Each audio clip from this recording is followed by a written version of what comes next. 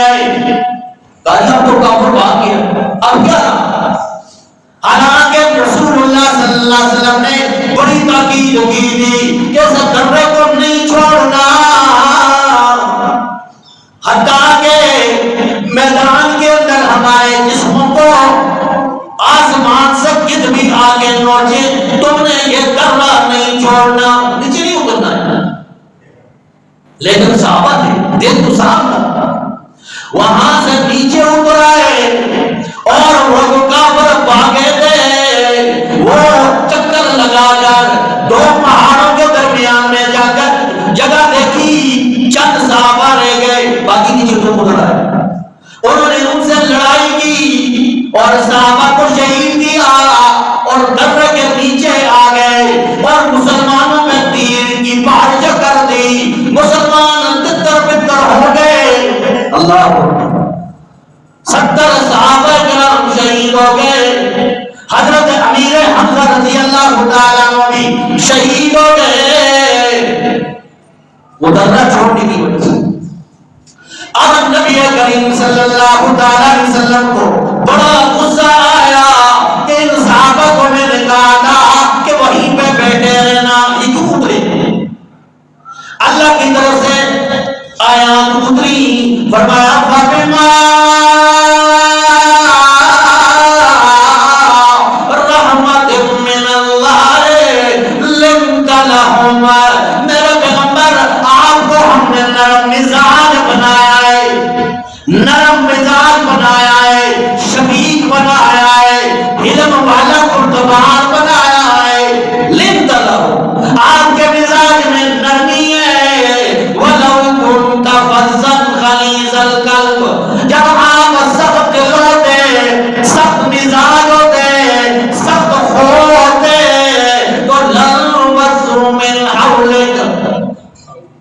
یہ تو صحابہ کرام قربانیاں دینے والے ہیں, یہ بھی آپ سے بھاگ جاتے, یہ بھی آپ سے چلے جاتے ہیں.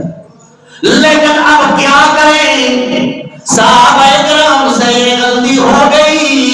اللہ کریم نے فرمایا فَاعْفُوا عَنْهُمْ, انہیں معاف کرے. میں اللہ کی کہتا ہوں, کیوں؟ دلوں کے بید میں جانتا ہوں, یہ دل کے سچے لوگ ہیں, کھڑے لوگ ہیں. میرے پیغمبر ظاہری کوئی خطا غلطی ہو گئی ہے لیکن دل ان کا صاف ہے. فَاعْفُوا عَنْهُمْ, آپ انہیں معاف کریں. وَاسْتَغْفِرْ لَهُمْ, اور اللہ سے ان کے لیے بخشش کی دعا کریں. وَشَاوِرْهُمْ فِي الْأَمْرِ, میرے پیغمبر انہیں اپنے معاملات میں ان سے مشاورت بھی کیجیے, یہ مخلص لوگ ہیں. اور فرمایا فَإِذَا عَزَمْتَ فَتَوَکَّلْ عَلَى اللَّهِ, کبھی کسی بات کا ارادہ کرے آپس میں سلوک اور صفائی رکھیں, معاف کریں ایک دوسرے کو. اگر یہ آپ کے شاگرد ہیں تو بندے میرے, دلوں کے بیت میں جانتا ہوں, یہ بات کے کھڑے ہیں, دل کے سچے لوگ ہیں, اس لیے انہیں معاف کریں اور ان سے مشاورت کریں, ان سے اللہ کے لیے, اللہ کے سامنے ان کے لیے دعائیں مغفرت کریں. اور جب کسی کام کا ارادہ کرے فَتَوَکَّلْ عَلَى اللَّهِ, اللہ پہ بھروسہ کرے. نتیجہ اللہ کے سامنے ہونا چاہیے. آپ نے اسباب استعمال کرنی ہے, ترک اسباب کا ذکر نہیں کہ اسباب ہم چھوڑ دیں اور اللہ پہ بھروسہ کر کے بیٹھ گئے. فرمایا نہیں, فَإِذَا عَزَمْتَ فَتَوَکَّلْ عَلَى اللَّهِ. بھروسہ, توکل کس چیز کا نام ہے؟ ایک صحابی آ گئے اللہ کے نبی صلی اللہ علیہ وسلم کے پاس.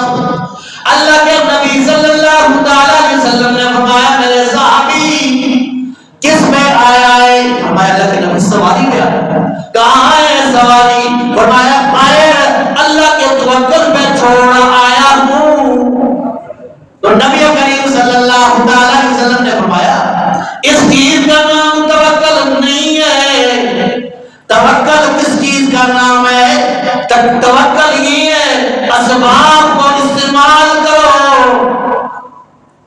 سواری کو ڈالو، دکان ہے تو دکان کا تالا لگاؤ، اس کے بعد اللہ پہ توکل کرو۔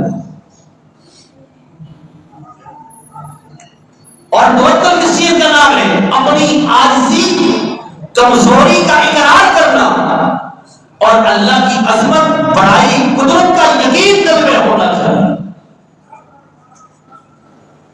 جو طاقت اللہ نے دی ہے اسے استعمال کرو۔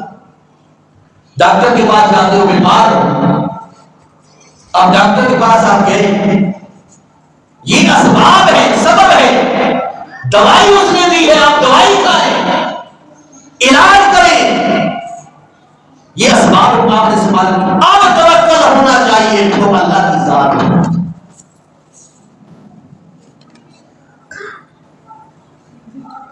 اللہ کی ذات اسباب کے استعمال کرنے کے بعد جو دل میں یقین آئے کہ اس سبب سے نہیں ہوتا ہے بلکہ اللہ کی مرضی سے ہوتا ہے۔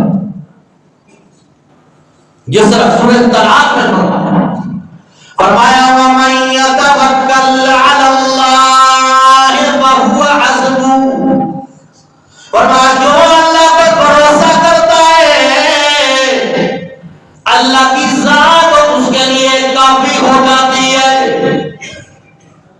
یہ آیت کس پیرائے میں نازل ہوئی؟ اس سے پہلے یہ سورۃ طلاق کی آیت ہے، اس سے پہلے طلاق کا ذکر ہے کہ خاوند اپنی بیوی کو طلاق دیتا ہے، اگر طلاق رجعی دیتا ہے عدت گزارنے کے بعد دوسری طلاق ہو جاتی ہے۔ اور طلاق کا ذکر کرنے کے بعد کہیں تمہارے ذہن میں یہ خیال نہ آ جائے کہ یہ عورتیں میری ذمہ داری میں تھی، اسے میں پالنے والا تھا، نہیں، فرمایا